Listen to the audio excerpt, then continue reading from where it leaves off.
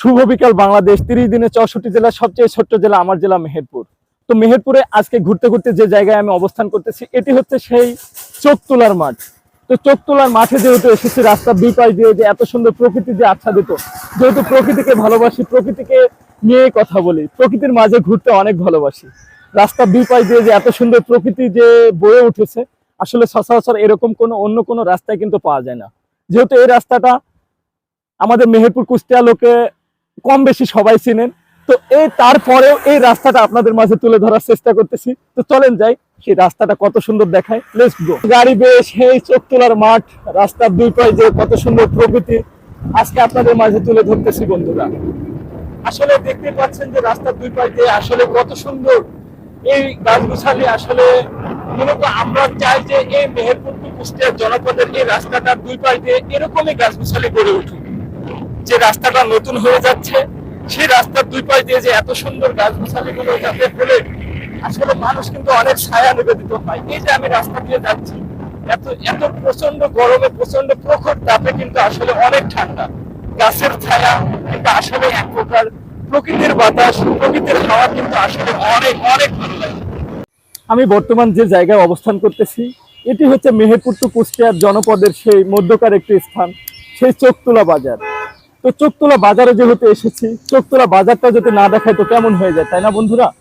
তো এখানে আসলে কয়েকটা সারি সারি দোকানবদ্ধ ব্যবস্থা আছে। যাই হোক, এখানকার মানুষজন কিন্তু অনেক শৌখিন।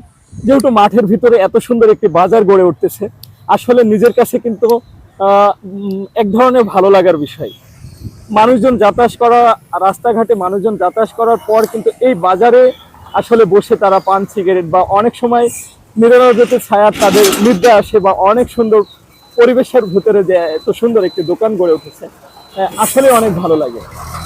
নিচে যে এত সুন্দর একটি দোকান বসেছে সেই চোখতোলা বাজারে, বটগাছটি আসলে কি বলবো, বৈশাখ মাসে যেহেতু বটগাছের কথা না বললেই নয়। বটগাছটি কত সুন্দর, মানে প্রকৃতি এক ধরনের আভাস ছেয়ে বসে আছে সেই চোখতোলা মাঠের ভিতর।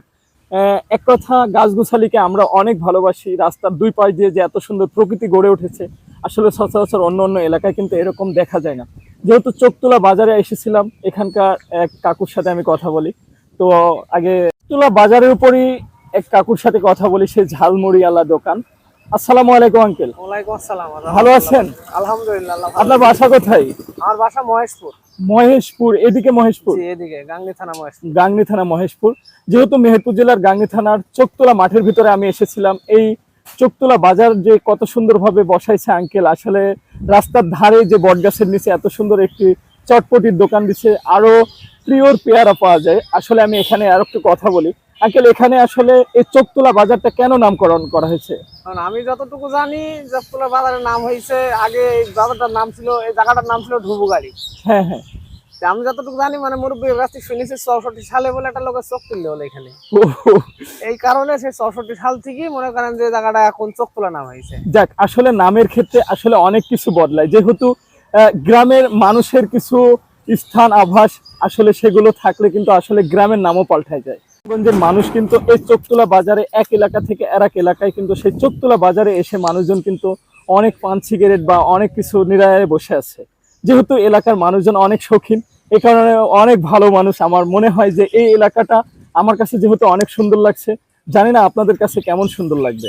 তারপরে এখানে যে বাজারঘাটটা বসেছে, আসলে রাতে কিন্তু এখানে আসলে কোনো রেখে রাখা হয় না, সবই সাথে করে নিয়ে যাওয়া হয়। তারপরেও আসলে এখানে জায়গাটা আসলে কি বলবো, এই যে প্রচন্ড রোদ্রে প্রখর তাপে কিন্তু এই জায়গাটায় আসলে বসে থাকা যে এত সুন্দর আরামায়েসে বসা যায়, আসলে অন্য অন্য জায়গায় কিন্তু আমি এরকম জায়গা কোথাও দেখি নাই। যেহেতু এই এলাকায় চোখতোলা মাঠের ভিতরে এই বাজারটা এসেছিলাম, আমার কাছে কিন্তু আসলে অনেক সুন্দর লাগছে। জানি না আপনাদের কাছে কেমন লাগবে। তারপরে বন্ধুরা, যদি ভালো লেগে থাকে অবশ্যই এই চোখতোলা মাঠটি আপনাদের ইনভাইট বা দাওয়াত রইল, অবশ্যই দেখে যাবেন। 30 দিনে 64 জেলা, সবচেয়ে ছোট্ট জেলা আমার জেলা মেহেরপুরের গ্রামগুলো ঘুরে দেখানোর চেষ্টা করতেছে আজকে। যেহেতু সেই চোখতোলা মাঠ বা চোখতোলা গ্রামটা বা চোখতোলার বাজারটা আপনাদের মাঝে ঘুরে দেখালাম, জানি না বন্ধুরা আপনাদের এই চোখতোলা বাজারটি বা এই রাস্তাটি কেমন লেগেছে। তারপর আমার কাছে কিন্তু এই চোখতোলা গ্রামটি আসলে অনেক সুন্দর, বা চোখতোলা মাঠটি আমার কাছে অনেক ভালো লাগছে। যদি বন্ধুরা আপনাদের এই চোখতোলা মাঠটি আপনারা দেখতে চান, অবশ্যই আমাদের এই মেহেরপুর জেলার গাংনী থানা সেই চোখতোলা যে জনপদ বা আমাদের এই মেহেরপুর টু কুষ্টিয়ার যে জনপদের মাঝে সেই রাস্তাটি বা এই চোখতোলা গ্রামটি বেঁধে যাবে। এ বলে আমি আর বেশি কথা বাড়াবো না। যদি আমাদের এই ভিডিওটি ভালো লেগে থাকে অবশ্যই একটা শেয়ার করে দিবেন। আর এই হুসাইন পেজটি যদি এখন পর্যন্ত কেউ লাইক কমেন্ট যদি ফলো যদি না করে থাকেন অবশ্যই আপনারা সংযুক্ত হবেন। এ বলে আজকের ভিডিও আমরা এখানে শেষ করতেছি। আসসালামু আলাইকুম।